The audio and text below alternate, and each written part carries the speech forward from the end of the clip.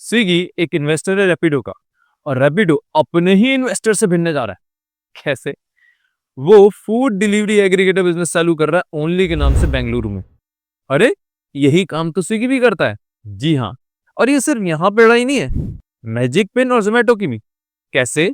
जोमेटो एक इन्वेस्टर है magic pin का, लेकिन मैजिक पिन भी फूड डिलीवरी प्रोवाइड करता है और जोमेटो भी। मगर ये हो क्यों रहा है? इन सबको समझने के लिए हम आ जाते हैं माइकल पॉटर साहब के साथ और समझते हैं फूड डिलीवरी बिजनेस को।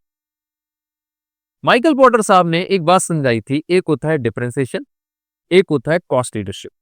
ये जो प्लेटफॉर्म्स हैं जैसे magic pin, only, bistro, Zepto cafe, Paytm ONDC based, आप कहेंगे थ्राइव था कोका कोला और जुबिलेंट का, स्विश। तो ये जो प्लेटफॉर्म्स है ना, ये लो कॉस्ट पे फोकस कर रहे हैं। इनका मेन एम जो है वो है कि रेस्टोरेंट्स को कम से कम ऑनबोर्डिंग फीस हो, कम से कम हम चार्ज करें कमीशन वगैरह, या एक डिफरेंट प्राइसिंग मॉडल रखें। जबकि जो डुओपॉली है, जिनके पास मेजर मार्केट शेयर है, जोमेटो और स्विगी, ये लोग किस पे फोकस कर रहे हैं? ये लोग ज्यादा चार्ज करते हैं, प्रीमियम रेस्टोरेंट्स वगैरह को अपने साथ रखते हैं। आप कहेंगे किस तरीके से है? मैं हल्का सा आपको इनका प्राइसिंग मॉडल समझाता हूं। शुरू करते हैं आपका जोमेटो और स्विगी से। स्विगी और जोमेटो बहुत बड़े मार्केट प्लेयर्स हैं, 95% मार्केट शेयर है, 2 करोड़ डेली फूड डिलीवरीज है। ये लोग ना ऑन बोर्डिंग चार्जेस ले रहे हैं, रेस्टोरेंट से भी ले रहे हैं और क्लाउड किचन से भी। 900 से लेके 1800 तक का खर्चा जाता है, और इसके अपार्ट ये सेल्स के ऊपर ना कमीशन भी लेते हैं। मैंने सुना है 16% से 30% तक इनका कमीशन है, लेकिन कई सिचुएशन में तो 50% तक भी चला जाता है। एक ऑल्टरनेटिव प्लान और लगा रखा है इन्होंने कमीशन का, जिसमें ये 14% चार्ज करते हैं, लेकिन अगर 3 किलोमीटर से बियॉन्ड डिलीवरी है तो पर किलोमीटर रेस्टोरेंट से 14 रुपीज चार्ज करते हैं। अब ये खर्चे होने के बाद जीएसटी भी लगता है। अब एक बात सोचिए, जीएसटी पे इन लोगों को तो मिल जाता है, जोमेटो स्विगी को तो मिल जाता है क्या? Input credit. रेस्टोरेंट वगैरह को नहीं मिल रहा। अब एक रेस्टोरेंट तो फिर भी सर्वाइव कर लेगा, क्यों? इतना कमीशन कटने के बाद भी शायद 5-6% उसके पास बच जाए, क्योंकि वो ऑफलाइन सेल भी कर रहा है। लेकिन क्लाउड किचन वाले का सर्वाइवल बड़ा मुश्किल है, क्योंकि वो तो बेचारे कमरे में आप ही के लिए, आप ही के प्लेटफॉर्म के बेसिस पे डिलीवर कर रहा है। उसकी कोई आउटसाइड सेल तो है नहीं, ऑफलाइन सेल तो है नहीं, तो उसको ऐड करना पड़ता है। अब ऐड के ऊपर खर्चा आएगा, ऑफलाइन ऐड तो कर नहीं सकता, ऑनलाइन ऐड कर रहा है, तो यहाँ पे भी ऑनलाइन ऐड आपका गूगल ऐड की तरह है, बिडिंग बेस पे है। समझे? बजट लगाना पड़ता है डेली, साथ में लोगों को क्या करना पड़ता है? डिस्काउंट भी देना पड़ता है, ताकि लोग देखें, खरीदें। इस चक्कर में एक बात सोचिए, अगर 300 की चीज है, जो यहाँ पे 300 की सेल हो रही है, वहां पे 150, इससे नीचे ही अमाउंट आएगा इनके पास, 150 से ज्यादा नहीं आने वाला क्लाउड किचन वगैरह वाले के पास, क्योंकि के ऊपर कमीशन वगैरह इतना ज्यादा लग गया। इसके अपार्ट अब सोचिए, अभी ये लोग चार्ज कर रहे हैं प्लेटफॉर्म फीस के नाम पे 10 रुपी पर ऑर्डर कस्टमर से भी। अब कस्टमर का भी खर्चा आ रहा है, रेस्टोरेंट वगैरह का भी खर्चा आ रहा है, और रेस्टोरेंट वगैरह को बच भी नहीं रहा, तो छोटे रेस्टोरेंट्स वगैरह तो यहाँ से हट जाते हैं। ज्यादा छोटे क्लाउड किचन कहते हैं हम नहीं सर्वाइव कर पाएंगे, हम नहीं रह रहे। तो मतलब सिर्फ प्रीमियम ब्रांड रह गए, लेकिन कैप्चर तो सबको करना है।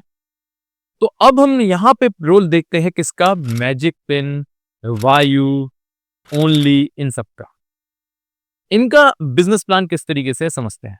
ओनली कमीशन बेस पे तो नहीं कमा रहा, ये फिर कैसे कमा रहा है? फिक्स डिलीवरी फीस के बेस पे। कस्टमर से सिर्फ एक बार चार्ज होगा, अगर ऑर्डर साइज बिलो 100 है, 20 रुपी चार्ज कर लेंगे। लेकिन रेस्टोरेंट से 3 स्लैब बना दी, बिलो 100 10 रुपी, 100 से 400 आपका 25, एंड बियॉन्ड 400 आपका आ गया 50। Obviously additional GST will be there. अब आप भी जानते हैं ये रैपिडो का है, और रैपिडो मेनली कैश और यूपीआई पे चलती है, तो यहाँ पे पेमेंट गेटवे चार्जेस भी ऑलमोस्ट खत्म हो गए, खत्म हो गए ना। अब अगर कैलकुलेशन करें तो आप पाएंगे, अगर 150 से बिलो का ऑर्डर है तो only will earn more as compare to Zomato and Swiggy. Only ने एक और स्मार्ट मूव लिया, उन्होंने कहा कि हर रेस्टोरेंट को कम से कम 4 डिशेस ऐसी रखनी होंगी जो कि बिलो 150 होंगी। क्यों? वो चाहता था कि ज्यादा से ज्यादा लो पेइंग कस्टमर और लो कॉस्ट रेस्टोरेंट हमारे से एसोसिएट हो, ताकि हम ज्यादा अर्न कर सकें एज कंपेयर टू स्विगी और जोमेटो, क्योंकि वो लोग ये रेस्टोरेंट नहीं टैकल कर पा रहे, हम कर पा रहे हैं। और यहाँ पे क्या, offline price online price almost same हो जाएंगे इन रेस्टोरेंट्स के। तो ऑब्वियसली जितने छोटे रेस्टोरेंट है सब इस पे जाके एसोसिएट होंगे। और सबसे इंपॉर्टेंट बात यह है, एक ही कंपनी दो चीज चला रही, जैसे Swiggy only, Zomato, magic pin, और दोनों आपस में एक तरीके के दिखावे के कॉम्पिटिटर है, कोई भी स्टक इन द मिडल नहीं हो रहा। अगर एक बात सोचो, अगर ये किसी तरह स्ट्रेटजी चेंज करते जोमेटो और दूसरी स्ट्रेटजी पे आना चाहते, तो पॉसिबिलिटी थी ना स्टक इन द मिडल के बीच में, ना इधर के रहते ना उधर के। लेकिन अब इनके पास बहुत अच्छे ऑप्शंस आ गए क्योंकि दो अलग अलग एंटिटीज हैं। मेरे हिसाब से इन्होंने बहुत समझदारी वाली स्ट्रेटजी लगाई है। क्यों? आप सोचिए ना, दो अलग सेगमेंट्स हो जाएंगे और सेम कंपनी दो अलग तरीके से गेम खेलेगी। पूरा मार्केट इनका, पूरा फूड डिलीवरी बिजनेस इनका। स्ट्रेटजी तो बहुत अच्छी है, बाकी आगे गॉड नोस क्या होने वाला है। मेरे हिसाब से ये स्ट्रेटजी जरूर काम करनी चाहिए। आगे देखते हैं क्या हुआ। आपको इसी तरीके के इंटरेस्टिंग वीडियोस को अगर देखना है तो प्लीज हमारे चैनल को लाइक सब्सक्राइब करिए और अपने दोस्तों के साथ शेयर करिए, ताकि हम लोग और इंस्पायर हों और आपको इसी तरीके के वीडियो बना के देते रहें। और अगर आपको भी अपने बिजनेस को आगे बढ़ाने के लिए किसी भी तरीके की कोई हेल्प या गाइडेंस चाहिए, आप हमें कांटेक्ट कर सकते हैं। डिस्क्रिप्शन में हमारी डिटेल्स हैं। हम लोग डेफिनेटली बहुत खुश होंगे आपको हेल्प करने।